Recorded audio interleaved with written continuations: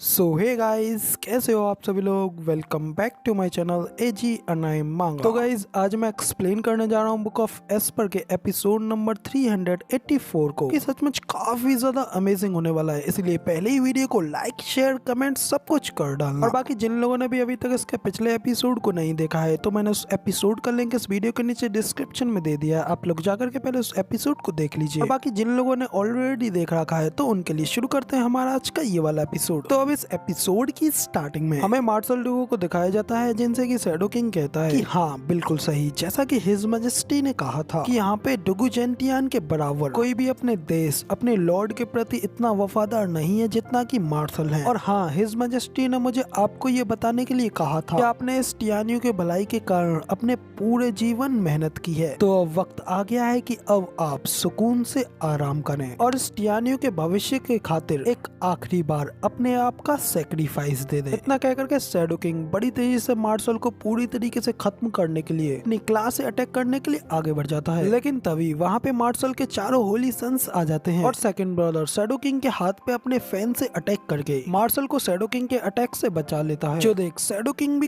काफी ज्यादा गुस्सा हो जाता है, जबकि चारों ब्रदर्स बड़ी तेजी से अंदर आते हुए कहते हैं कि शैडो किंग, आखिर तुमने हमारे मार्शल को इतना ज्यादा जख्मी क्यों किया है। इधर थर्ड ब्रदर यानी कि रेड बॉय भी बड़े गुस्से में कहता है, शैडो किंग तुमने हमारे मार्शल को जख्मी करने की हिम्मत की है, तो अब इसलिए तुम इस सबको जल्द ही पे करने वाले हो। इतना कहकर के चारों ब्रदर्स शैडो किंग के ऊपर अटैक करने के लिए आगे बढ़ जाते हैं, जबकि इधर शैडो किंग भी गुस्से में उनसे कहता है कि तुम छोटी चीटियों, अब जब तुम्हें मरने की इतनी ही ज्यादा जल्दी है, तो ठीक है मैं तुम्हारी इस इच्छा को अभी पूरी कर देता हूँ। इतना कहकर के शैडो किंग अपने पास से अपने कई सारे स्पेशल चैनों को बाहर निकालता है, जिनसे वो एक ही बार में चारों ब्रदर्स के ऊपर अटैक कर देता है। कि वो अपना एक सबसे पावरफुल अटैक बिग ब्रदर डुगुलियो के ऊपर करता है और उससे कहता है कि अब तुम मरो। शैडो किंग के इतना कहते ही हमें दिखाया जाता है कि शैडो किंग का एक पावरफुल सा चैन अटैक डुगुलियो के बहुत ज्यादा करीब पहुंच जाता है, जिस वजह से डुगुलियो भी काफी ज्यादा घबरा जाता है। लेकिन तभी अचानक से हमें एक हाथ को दिखाया जाता है, क्योंकि शैडो किंग के उस पावरफुल अटैक को बड़ी आसानी से अपने सिर्फ एक ही हाथ से रोक लेता है। तो अपने सामने ये देख शैडो किंग भी काफी ज्यादा हैरान हो जाता है। और तभी हमें सामने का सीन दिखाया जाता है, जहाँ पे कि ज़ू फेन उस टेंट में अंदर अपनी एंट्री लेता है और कहता है कि लगता है कि हम लोग एकदम सही टाइम पे पहुंचे हैं। यूनाही भी डुगुलियन के पास जाता है और उससे कहता है कि ब्रदर क्या आप ठीक हैं। जबकि उस चेन अटैक को रोकने वाला हमें दिखाया जाता है, वो कोई और नहीं, वो होता है इनविंसिबल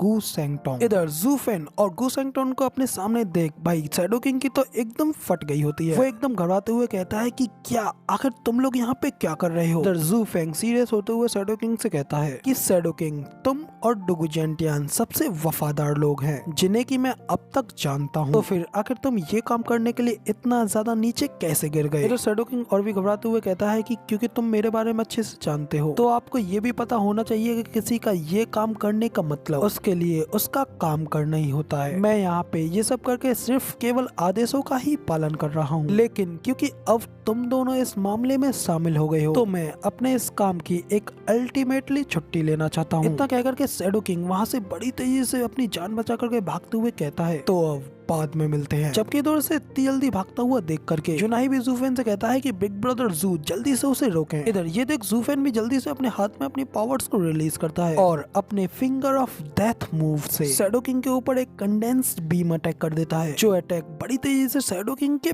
पीछे पहुंच जाता है। और उस अटैक को अपने काफी ज्यादा करीब आता हुआ देख करके शैडो किंग भी काफी ज्यादा घबरा जाता है। लेकिन तभी हमें दिखाया जाता है कि वो अटैक शैडो किंग के आर पार हो जाता है। वहाँ पे सिर्फ नीचे शैडो किंग का कपड़ा गिरा हुआ रह जाता है। देख जल्दी से ज़ू फेन और गू सेंगटोंग भगते हुए उसके पास आते हैं। गू सेंगटोंग उस कपड़े को उठा करके देखता है और कहता है कि डैम इट, वो कमीना यहाँ से भाग गया। जबकि इधर ज़ू फेन कहता है कि मुझे लगता है कि उसने अपने आप को बचाने के लिए अपने इस रोप का इस्तेमाल किया होगा, जबकि इनफैक्ट ये हमारी आंखों से बचने के लिए उसकी एक कवर भी बन गई। तो अब इधर ज़ू फेन की ये बात सुन गू सेंगटोंग उससे पूछता है कि क्या ये स्पिरिट पपेट अपने आप को गायब भी कर सकती हैं। तो ज़ू फेन कहता है कि हाँ बिल्कुल, हालांकि वे अपने शरीर को छुपा सकते हैं, लेकिन अपने उस ऑरा को नहीं। जैसे जैसे वो और भी ज्यादा पावरफुल होते जाते हैं, उनका वो ऑरा पतला और पतला होता जाता है, लेकिन एक एक्सपर्ट किसी भी पॉइंट पे उनके बारे में पता लगा सकता है। और क्योंकि शैडो किंग ने उस समय हमें डिस्ट्रैक्ट कर दिया था, तो उसने हमारे हाथों से बच निकलने के लिए अपने उस चांस का इस्तेमाल किया। तो अब इधर ये सुन गुसेंगटोन हंसते हुए कहता है कि अगर अगली बार वो मेरे सामने आया तो मैं उसे वहाँ से बच निकलने से रोकने के लिए उसे अपनी नाक का यूज करते हुए रोक लूंगा और तब देखूंगा कि फिर वो बचकर कैसे निकल पाएगा। तो अब इधर जूफेन और गुसेंगटोन ये सारी बातें कर ही रहे होते हैं कि तब अंडर टेंट में सभी लोग मार्शल डुओ के लिए परेशान हो रहे होते हैं, उनको आवाज लगाते हैं। जोसन जूफेन भी जल्दी से उस टेंट में अंदर आता है जहाँ पे कि सभी लोग मार्शल डुओ के लिए काफी ज्यादा परेशान हो रहे होते हैं। और तभी यूनाही जूफेन से कहता है कि बिग ब्रदर जू आप प्लीज मार्शल को चेक करें और हमें बताएं कि अभी उनकी हालत कैसी है। मैंने उन्हें आपकी एक रिकवरी गोली दी, लेकिन उससे भी इनके ऊपर कोई फर्क नहीं पड़ रहा है। तो अब इधर यूनाही की ये बात सुनने के बाद जूफेन भी मार्शल के पास आकर के बैठता है और उन्हें चेक करते हुए मार्शल की हालत को देखने के लिए अपनी सेंस फील्ड को एक्टिवेट करता है। लेकिन तभी अपनी सेंस फील्ड को एक्टिवेट करते हुए ऐसे ही जूफेन मार्शल की हालत को एनालाइज करता है, तो वो ये देख काफी ज्यादा हैरान होता है क्योंकि मार्शल की चेस्ट के अंदर एक डिमोनिक निडल होती है, जिसे देख जूफेन कहता है ये तो 7th ग्रेड का एक डिमोनिक ट्रेजर है, सोल रोटिंग निडल। तो अब इधर जूफेन की ये बात सुन रेड बॉय भी हैरान होते हुए कहता है कि क्या एक 7th ग्रेड का? तो जूफेन कहता है कि हाँ, सोल रोटिंग निडल एक डिमोनिक ट्रेजर है जो कि इंसान की सोल को टारगेट करता है। ये अपने टारगेट की सोल के साथ पूरी तरीके से फ्यूज हो जाता है और उससे वो अपने टारगेट की सोल को उस हद तक खाता है कोई भी चीज उसे बिल्कुल भी अलग नहीं कर सकती। मुझे लगता है कि शैडो किंग ने मार्शल के ऊपर अटैक करके इस चीज का यूज किया होगा, एक सबसे बुरे से बुरे दुश्मन को छोड़कर। यहाँ तक कि डिमोनिक कल्टीवेटर्स भी इस तरीके के रूथलेस मूव का इस्तेमाल नहीं करते हैं, तो इसलिए अब इनकी बिल्कुल भी बचने की कोई उम्मीद नहीं है। और ऐसा लगता है कि एम्परर ने मार्शल से पूरी तरीके से छुटकारा पाने की ठान ली है। तो अब इधर जूफेन की ये बात सुनकर के बाकी के सभी लोग बहुत ज्यादा हैरान परेशान हो गए होते हैं और तभी मार्शल हल्का से उठ करके खांसते हैं, जो देख डुगलिन उनके लिए थोड़ा परेशान होता है। लेकिन मार्शल जैसे तैसे जूफेन से कहते हैं कि मैंने अपने पूरे जीवन अपने भाग्य की परवाह किए बिना संघर्ष किया है, क्या सिर्फ इस इतने घिनौने वक्त गुजरने के साथ अपना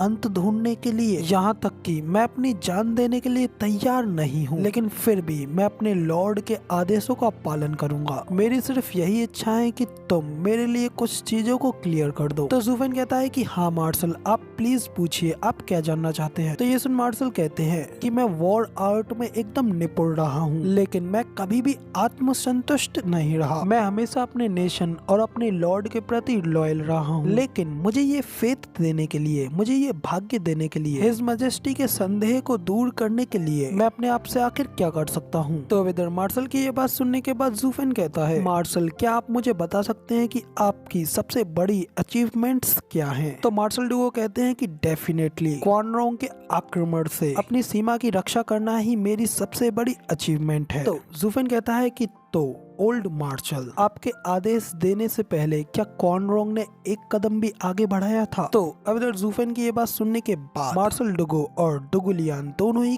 काफी ज्यादा हैरान हो गए होते हैं। तभी डुगुलियान चिल्लाते हुए कहता है कि मार्शल के आने से पहले क्वान रोंग ने अनगिनत लूटपाट की और हमारे लोगों को मार डाला, लेकिन एक बार जब मार्शल ने बॉर्डर्स का चार्ज संभाला तो तब से उन्होंने टियान्यू के अंदर फिर कभी भी अपना कदम नहीं रखा। तो अब इधर डुगुलियान की ये बात सुनने के बाद फिर जूफेन भी कहता है कि तो इसलिए ये जमीन एम्परर की जमीन है, क्वान रोंग की लूटपाट से उसका कोई लेना देना नहीं था। हकीकत में तो एम्परर के 3 गार्डियन सेक्ट क्वान रोंग को इस टियान्यू के लैंड को लेने देने से रोकने का काम करते हैं। तो अब इधर जूफेन की ये बात सुनने के बाद रेड बॉय भी काफी ज्यादा गुस्सा हो जाता है। वो गुस्से में जूफेन से कहता है कि जूफेन आखिर तुम ऐसा कैसे कह सकते हो? ये हमारे नेशन के लोगों के लिए एक सबसे ग्रेट सर्विस है। तो अब इधर रेड बॉय को जूफेन से ऐसा कहता हुआ देख करके मार्शल भी उसे रोकते हुए कहते हैं कि थर्ड तुम शांत हो जाओ, उसे इस सब के बारे में आगे बोलने दो। गाइज अब इधर मार्शल के इतना कहने के साथ ही हमारा ये वाला एपिसोड यहाँ पे पूरी तरीके से कंप्लीट हो जाता है और अब इसका अगला एपिसोड आप लोगों को अगले हफ्ते देखने को मिलेगा। फिलहाल वीडियो पसंद आई हो तो यार एक लाइक कर देना, साथ ही कमेंट करके जरूर बताना कि आपको हमारा ये वाला वीडियो का एक्सप्लेनेशन कैसा लगा और ऐसी ही अमेजिंग वीडियोस को देखने के लिए चैनल को सब्सक्राइब जरूर से कर देना। शुक्रिया। इसी के साथ मिलते हैं किसी और नई वीडियो में।